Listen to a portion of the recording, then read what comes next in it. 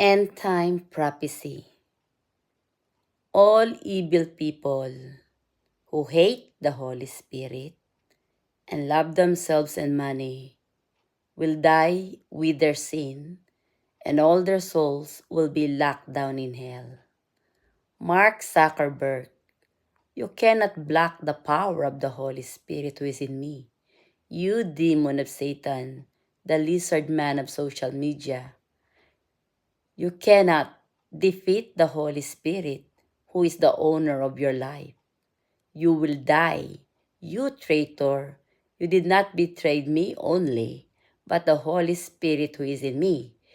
The Holy Spirit knows you betrayed Eduardo Sabirin, your best friend, for greediness of power.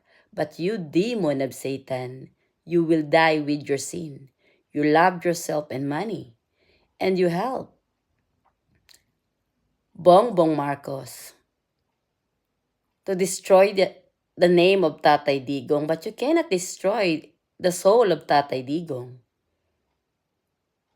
You demon of Satan, Mark Zuckerberg, together with your allies, you can't defeat the Holy Spirit. You will all fall in hell.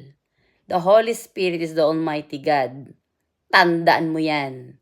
Lahat ng katarantaduhan na ginagawa mo, Mark Zuckerberg, bukas na aklat yan sa mata ng Holy Spirit na demonyo ka.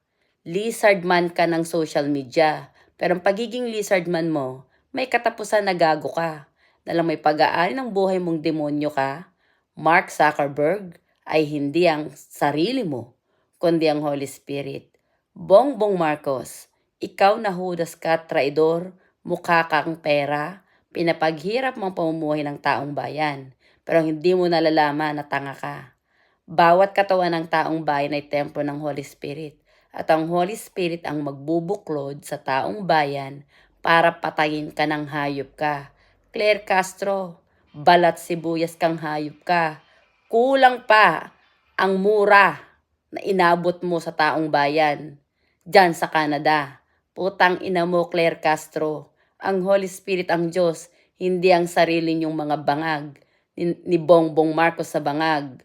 Kahit pa yung si Mark Zuckerberg, hindi yan Diyos. Mamamatay ka sa Mark Zuckerberg. Anong silbi ng pera mong demonyo ka?